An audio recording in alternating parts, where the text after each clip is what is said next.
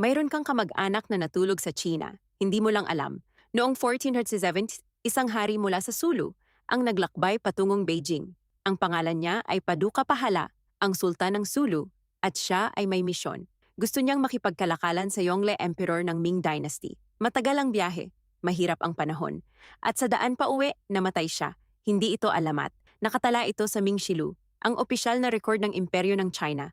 Namatay ang isang hari para sa isang kasunduan sa kalakalan, inilibing siya sa Dezhou, sa lalawigan ng Shandong, at ang kanyang libingan, hanggang ngayon, ay nandoon pa rin. Pinapanatili ito ng gobyerno ng China. May mga inapo siya na nanatili sa China at ang kanilang angkan ay naitala sa loob ng maraming siglo. Isang hari mula sa Sulu, natulog magpakailanman sa lupa ng China at halos walang Pilipino ang nakakaalam.